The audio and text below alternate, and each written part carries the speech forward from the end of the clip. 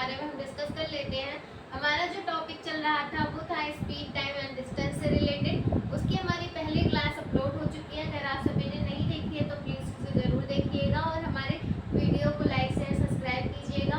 और मैं कुछ कंटेंट वीडियो डालती हूँ, जैसे कि जीके जीएस के भी वीडियो मेरे इस चैनल पर पढ़ते हैं, तो आप सभी वो वीडियो भी देखिएगा, क्योंकि हमारी लाइव क्लास अच्छे से नहीं हो पाती है। डेली वहाँ पर नेटवर्क इश्यूज होते हैं, इसलिए मुझे ऐसे वीडियो बनाने पड़ रहे हैं। तो आप सभी प्लीज़ उन सारे वीडियो को देखा करिए।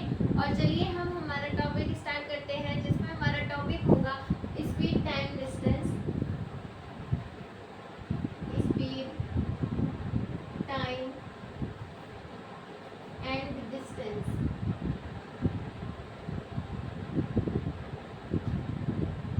चाल, समय व दूरी। कल हमने जो पढ़ा था तो उसमें हमने क्या पढ़ा था कि अगर हमारा जो फॉर्मूला कहते हैं, पहले तो आप इसकी डेफिनेशन जान लीजिए। जैसे हमने पिछली क्लास में बताया था कि एक निश्चित समय में तय की गई दूरी जो होती है उसकी चाल व समय के गुणनफल के बराबर होती है। और यही चीज हमने कल इसके बेस पे लिखवाया था। मान लीजिए हमारा पहला फॉर्मूला है जिसमें कह रहा है कि दूरी बराबर, अगर आपकी डिस्टेंस निकालनी है तो उसमें क्या करते हैं, दोनों का गुणनफल कर देते हैं। तो दूरी बराबर चाल गुणे समय। यहाँ पर गुणनफल, गुणे का निशान का मतलब यहाँ पर है गुणनफल से है, आप इसको समझिएगा। गुणनफल के बराबर होता है, इसलिए यहाँ पर मल्टीप्लाई करेंगे समय। और हमारा दूसरी क्वेश्चन थी जिसमें हम अगर हमको समय निकालना है समय बराबर दूरी बटा चाल, ये अपॉन में आ जाएगा क्योंकि इसमें भाग का सिंबल हो जाएगा। और जब हमको क्या निकालना होगा, अगर हमें चाल निकालनी होगी तो वहां पर क्या हो जाता है, दूरी बटा समय।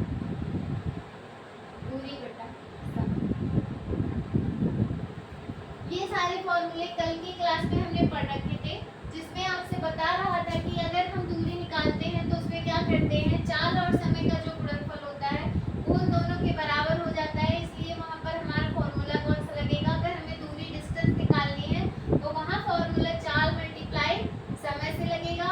और दूसरा अगर फॉर्मूला अगर हमें टाइम निकालना है तो क्या करेंगे, दूरी बटा चाल कर देंगे। और अगर हमें चाल निकालनी है, उसकी जितनी तय की गई दूरी होती है, उसकी जितने कदम चलता है, मतलब उसकी जो चाल होती है वो निकालना होगा, तो वहाँ पर हम कौन सा फॉर्मूला लगाएंगे, वहाँ पर हम दूरी अपॉन समय लगाएंगे। आप ये चीजें लिख लीजिए। इससे पहले और जो हमारे दो टॉपिक 3 हुए थे उसमें हमने कल एक फॉर्मूला बताया था 2xy upon x plus Y. ये औसत चाल के क्षेत्र में था, एवरेज चाल, औसत दूरी। और दूसरा हमने बताया था कि अगर हम दूसरा फॉर्मूला लगाते हैं तो वहां पर हमारा हो जाएगा 3xy। अगर तीन असमान चीजें, तीन असमान चाल दी गई है, उसके बेसिक पे जो हमारा फॉर्मूला लगेगा वो हमारा होगा 3xyz upon xy plus yz plus zx। इस तरीके से हम तीन चीजों की औसत चाल जो निकालनी होगी तब ये फॉर्मूला लगाएंगे। और एवरेज डिस्टेंस के लिए अगर दो चीजों के हमें दो चीज दिए गए हैं तो उसमें हम एक्स वाई का जैसे अगर आपको मान दे दिया गया है तो वहां पर हम ये फॉर्मूला लगाएंगे। इस तरीके से ये दोनों फॉर्मूले हमने पढ़ा दिए हैं। अब हमारा मेन टॉपिक स्टार्ट हो रहा है।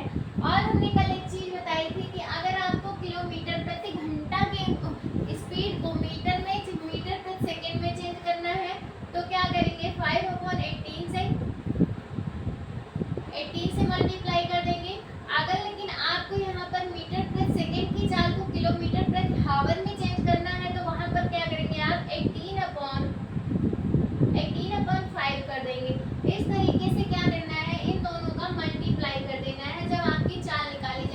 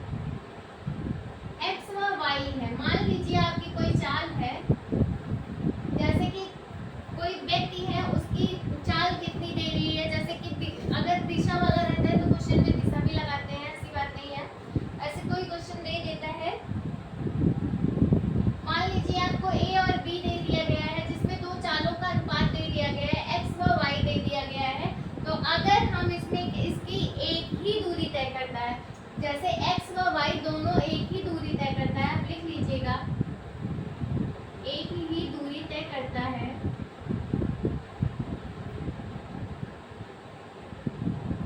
तो चालों का अनुपात क्या कर दिया जाता है, तो उसमें जो चालों का अनुपात होता है वो हम किस तरीके से लिखेंगे, तो चालों का अनुपात बराबर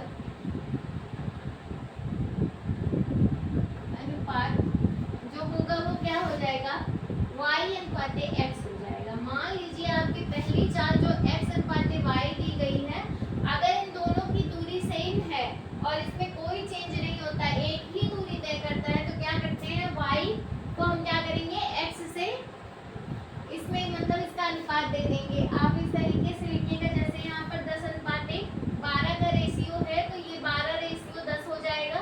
इस तरीके से ही बता रहा है, ये x का मान हो गया, ये y का मान हो गया और यहाँ पर ये y का मान हो गया, ये x का मान हो गया। यही चीज इसमें कह रहा है, आप इस चीज को लिख लीजिएगा, आप इस चीज को लिख लीजिए। फिर हमारा दूसरा नोट लिखिएगा,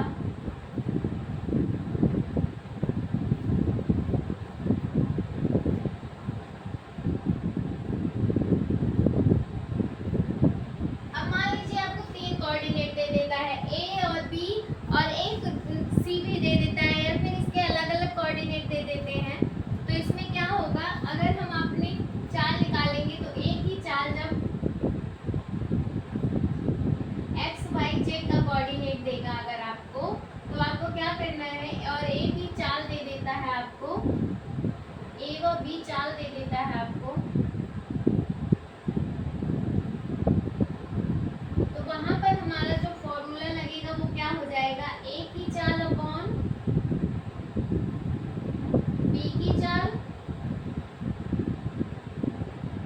इक्वल टू हो जाएगा अंडर रूट, इसको हम मान लेते हैं क्या, j और h मान लेते हैं, j अपॉन h हो जाएगा। ये फॉर्मूला है, आप इसको भी लिख लीजिएगा, जहाँ j और h क्या है, देखिए आप h हमारा यहाँ पर घंटे में है और j है हमारा जो है उसके घंटे को अगर हमें निकालना होगा तो उस तरीके से हम j को भी ले लेंगे। अब h यहाँ पे हावर से लिया गया है, अगर आप इसको पूरा डिस्क्राइब करके लिखना चाहते हैं तो आप इस तरीके से लिखिएगा,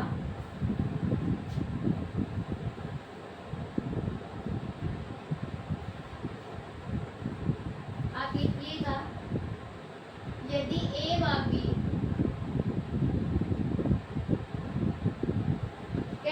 यदि a व b दो अलग अलग स्थान, दो अलग अलग स्थान x व y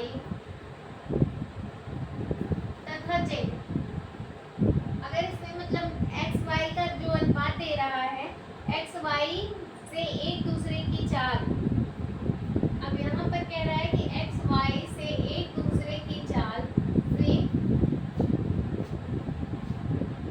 एक दूसरे की चाल से प्रारंभ करें,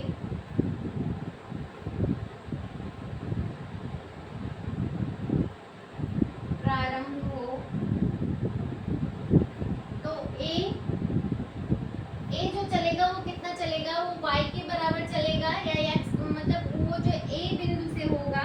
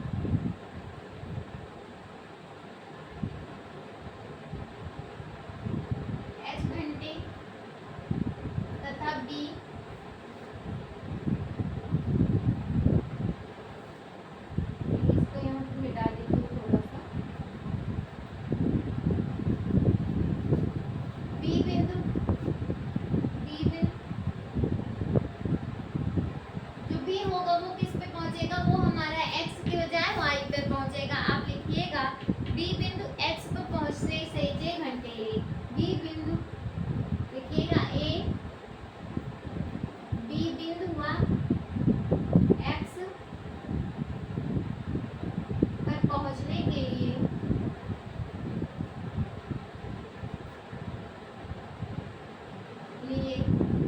जे घंटे ले।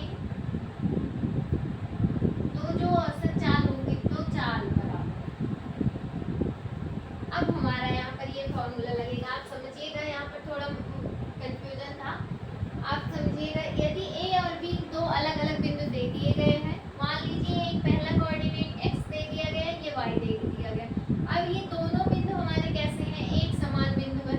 अब अगर हम इन दोनों की चाल, आप कह रहा है कि एक दूसरे की चाल पे प्रारंभ से, अगर ये दोनों की चाल आपकी मान लीजिए 10 दे दी गई, 10 दे दी गई। अब दोनों की चाल अगर आपको बराबर दे दी गई है, तो यहाँ पर एक बिंदु ए है, एक बिंदु बी है। वाई ए पे जब पहुंचेगा तो यहाँ पर पहुंचने के लिए यहाँ पर इसका क्रॉस मल्टीप्लाई कर दीजिएगा, या फिर इस तरीके से ये जब सवाल में आएगा तब आपको करना होगा।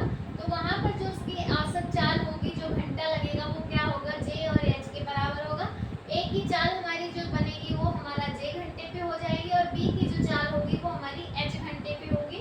इस चीज़ को आप समझ लीजिएगा, फिर आप इस टॉपिक को लिखिएगा। चलिए, यहाँ तक आप सभी को समझ में आया होगा। अब हम हमारा दूसरा टॉपिक ले लेते हैं, दूसरा इसी पॉइंट लेंगे।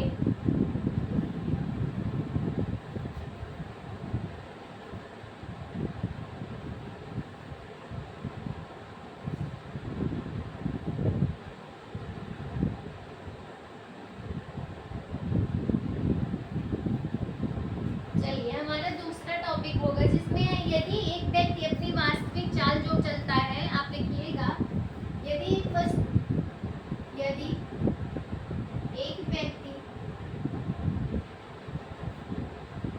अपनी वास्तविक चाल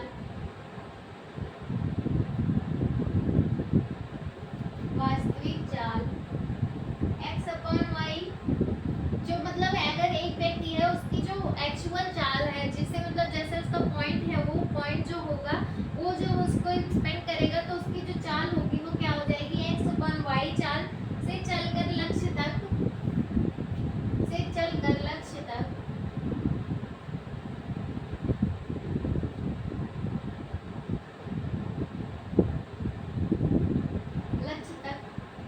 क्या करेगा, वो पहुंचेगा। तो पहुंचता है अपनी वास्तविक चाल से अपने लक्ष्य तक देर से पहुंचता है,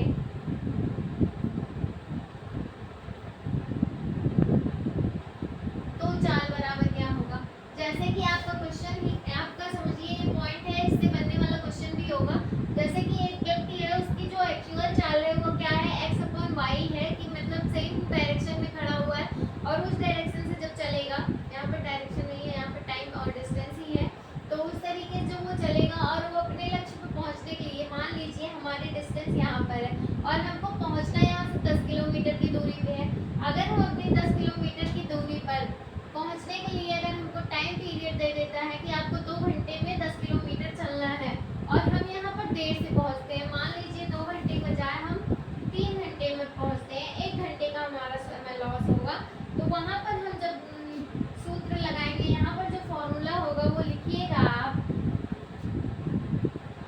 पहुँचने में लगा समय बराबर, पहुँचने में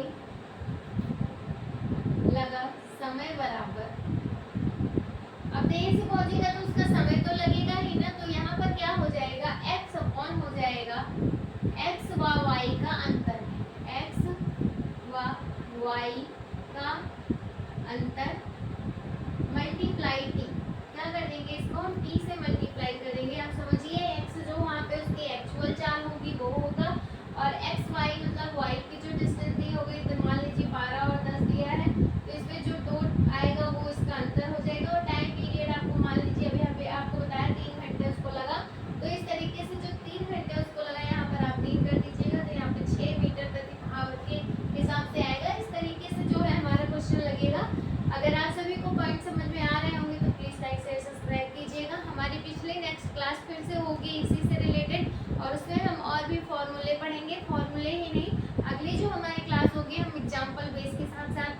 आप सभी